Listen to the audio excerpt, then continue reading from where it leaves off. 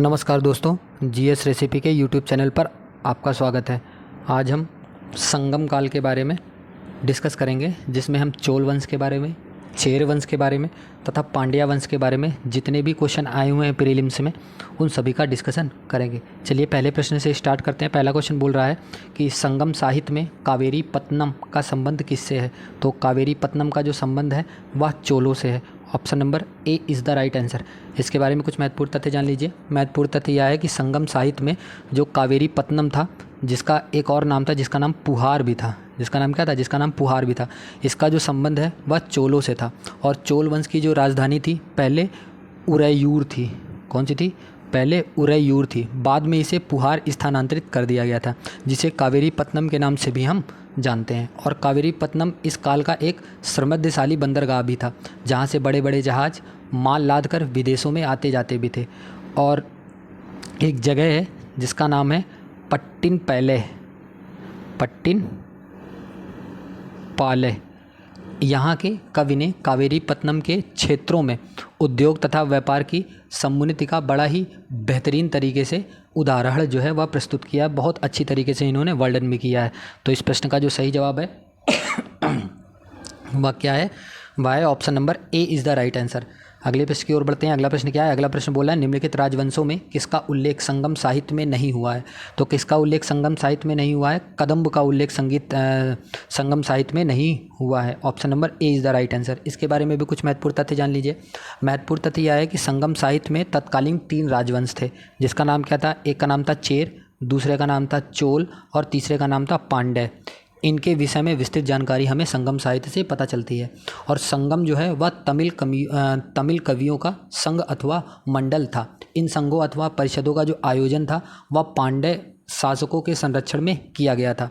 फिर उसके बाद तिरुवक्कामपुलर, एक नाम नोट कर सकते हो आप। थोड़ा साउथ का नाम है तो प्रोनाउंसिएशन करने में थोड़ा दिक्कत होती है, तो आप नोट कर लीजिएगा, मैं लिख देता हूँ, है ना। तो तिरुक्कामपुलियर जो थे वह चेर, चोल, पांड्य तीनों राज्यों का संगम स्थल एक तरीके से था।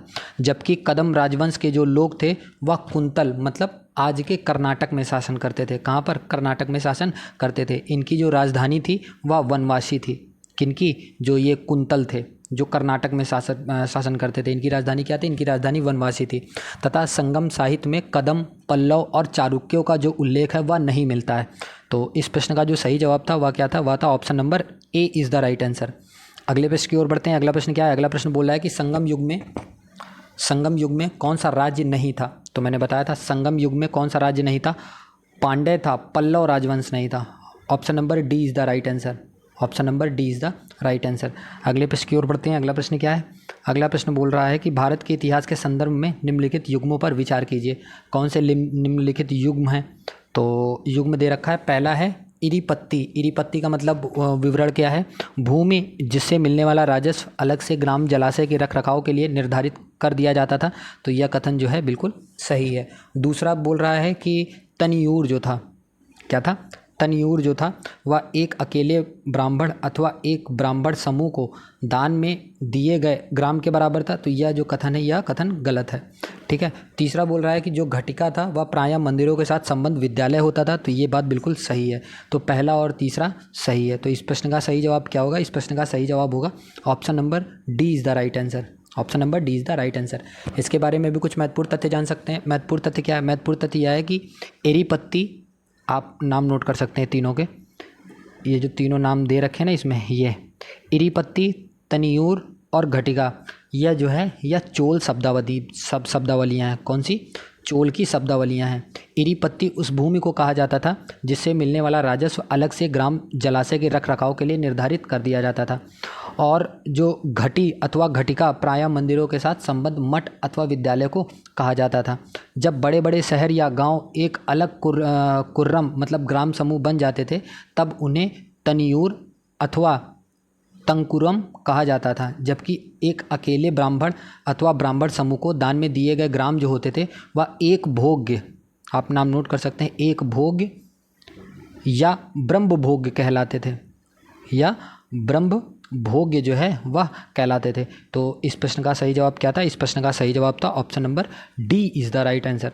अगले प्रश्न की ओर बढ़ते हैं। अगला प्रश्न क्या है? अगला प्रश्न बोल रहा है कि पाद रुप्तु किन राजाओं के स्तुति परक कविताओं का संग्रह है? तो या किन का संग्रह है या चेर के राजाओं का संग्रह है? Option number A is the right answer. इसके बारे में कुछ महत्वपूर्ण तथ्य जान सकते हैं। महत्वपूर्ण तथ्य यह है कि पाद रुप्तव चेर राजाओं की स्तुति परक कविताओं का एक तरीके से संग्रह माना जाता है। और पाद रुप्तु में 10 कविताएँ हैं। कितनी? 10 कविताएं हैं, जिसमें 8 चेर राजाओं की प्रशस्ति के बारे में बताया गया है। इस ग्रंथ में चेर राजाओं के बारे में कलश समाधान प्रचलन का भी उल्लेख मिलता है। तो इस प्रश्न का जो सही जवाब था वह क्या था? इस प्रश्न का सही जवाब था option number A is the right answer. अगले प्रश्न की ओर बढ़ते हैं। अगला प्रश्न क्या है? अगला प्रश्न बोल रहा है कि पांड्य जो थे वह केंद्रित थे। पांड्य जो थे वह कहाँ रहते थे, कहाँ केंद्रित थे? वह केंद्रित थे मदुरै में। Option number A is the right answer. Option number A is the right answer. इसके बारे में कुछ महत्वपूर्ण तथ्य जान लीजिए। महत्वपूर्ण तथ्य क्या है? महत्वपूर्ण तथ्य यह है कि प्राचीन संगमकालीन पांड्य राजवंश का जो संघ केंद्र था वह मदुरै में था, और पांड्यों की जो राजधानी थी वह मदुरै ही थी। क्या थी? मदुरै ही थी। और पांड्य राज्य जो थे वह भारतीय प्रायद्वीप के सुदूर दक्षिण तथा दक्षिणी पूर्व भाग में स्थित था। इसमें आधुनिक तमिलनाडु, नाम नोट कर सकते हैं आप, आधुनिक तमिलनाडु के 2-3 ज़िले शामिल हैं। एक ज़िला है तिरुनेलवेली, एक ज़िला है क्या? तिरुनेलवेली। दूसरा ज़िला है रामनाड, तीसरा ज़िला है मदुरै। ये ज़िले जो हैं वह शामिल थे। और पांड्य वंश के राजाओं ने ही 26 ईसा पूर्व में रोम राज्य में एक दूत भी भेजा था, और पांड्य राजाओं को रोमन सम्राट के साथ व्यापार में लाभ भी मिलता था। और पांड्य शासक जो थे वह नेडुजेलम, एक नाम नोट कर सकते हैं आप, जिसका नाम क्या है? जिसका नाम है नेडुम जेलियन ने रोमन सम्राट आगस्टस, क्या नाम है? आगस्टस के दरबार में रोम राज्य में भी अपना दूत जो है वह भेजा था। तो इस प्रश्न का सही जवाब क्या था? इस प्रश्न का सही जवाब था option number A is the right answer. अगले प्रश्न की ओर बढ़ते हैं। अगला प्रश्न क्या है? अगला प्रश्न बोल रहा है कि दक्षिण भारत के किस वंश के राजा ने रोम राज्य में एक दूत 26 ईसा पूर्व में भेजा था? तो किन्होंने भेजा था? वह भेजा था पांड्यों ने। Option number C is the right answer. ठीक है, अगले प्रश्न की ओर बढ़ते हैं। अगला प्रश्न क्या है? अगला प्रश्न बोल रहा है कि किसके संरक्षण में संगम साहित्य की रचना की गई थी? तो किसके संरक्षण में संगम साहित्य की रचना की गई थी? वह पांड्य के संरक्षण में यह रचना की गई थी। Option number C is the right answer. इसके बारे में आप कुछ महत्वपूर्ण तथ्य जान सकते हैं। महत्वपूर्ण तथ्य यह है कि जो पांड्य शासक के संरक्षण में लगभग 3 संगम साहित्यों का आयोजन किया गया था। कितने? 3 संगम साहित्यों का आयोजन किया गया था। तो आप पूरा चार्ट पेपर आप बना सकते हैं। एक तरफ आप लिख सकते हैं संगम, दूसरी तरफ आप लिख सकते हैं अध्यक्ष, तीसरी तरफ आप लिख सकते हैं संरक्षक कौन था, और चौथी तरफ आप लिख सकते हैं स्थल कौन सा था। ठीक है, ये 4 आप चार्ट पेपर बना लीजिए। उसमें मैं नाम बोलता जाऊंगा, आप नोट करते जाइए। जो प्रथम संगम है उसके अध्यक्ष कौन थे? अध्यक्ष थे अगस्त्य ऋषि। कौन थे? अगस्त्य ऋषि। इसके संरक्षक कौन थे? इसके संरक्षक जो थे वह पांड्य शासक थे। और स्थल क्या था? स्थल था मदुरै। क्या था? मदुरै। दूसरा जो संगम है इसके अध्यक्ष कौन थे? इसके अध्यक्ष थे तोल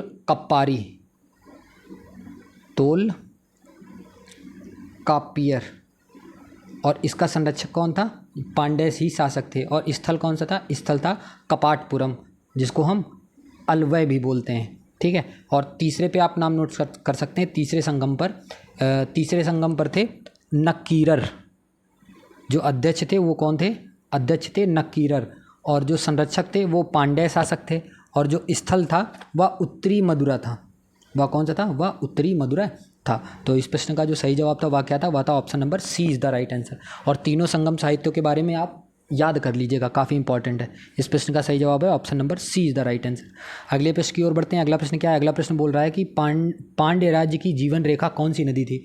तो पांड्य राज्य की जो जीवन रेखा थी इनमें से कोई भी नदी नहीं थी। तो इसके बारे में भी कुछ महत्वपूर्ण तथ्य जान लीजिए। महत्वपूर्ण तथ्य यह है कि पांड्य का मुख्य स्थान जो था वह ताम्रपाड़ी के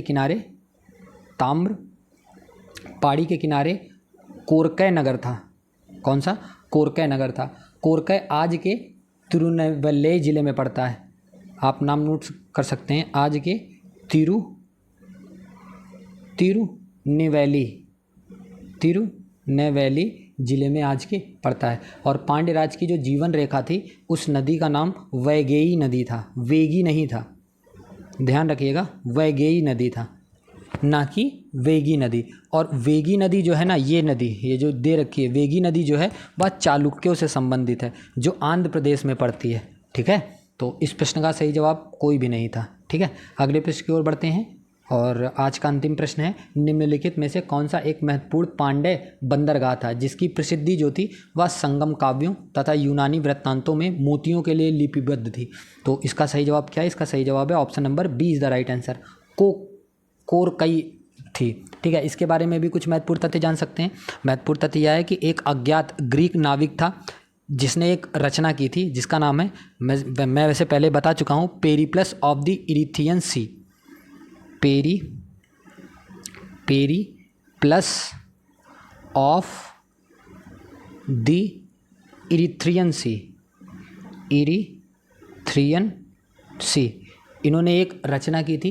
इसमें प्राचीन काल में विभिन्न बंदरगाहों की सूची हमें मिलती है। इसमें नौरा के बारे में, तोड़ी के बारे में, मुसिरी के बारे में, नेलिसंडा के बारे में, जो कि पश्चिमी तट के प्रमुख बंदरगाह हैं, इनके बारे में हमें पता चलता है। इन बंदरगाहों से काली मिर्च, मसाले, उत्तम कोटि के हाथी दांत, मोती, मलमल एवं रेशमी कपड़े जो हैं वह पश्चिमी देशों को निर्यात किए जाते थे। और अगर प्रश्न के हिसाब से देखा जाए, जो कोलची दे रखा है, कोलची मतलब कोड़कई या कोरकई, पांड्य राज्य का बंदरगाह था जिससे सिद्धकोश अपराधों, मोती और मछलियां जो हैं वह चुनते थे। तो इस प्रश्न का सही जवाब क्या था? इस प्रश्न का सही जवाब था option number B, Korkai is the right answer. तो यह जो सीरीज चल रही है कैसी लग रही है आपको, प्लीज़ कमेंट सेक्शन में लिख के बताइए। चैनल को सब्सक्राइब करिए, वीडियो को लाइक करिए। धन्यवाद।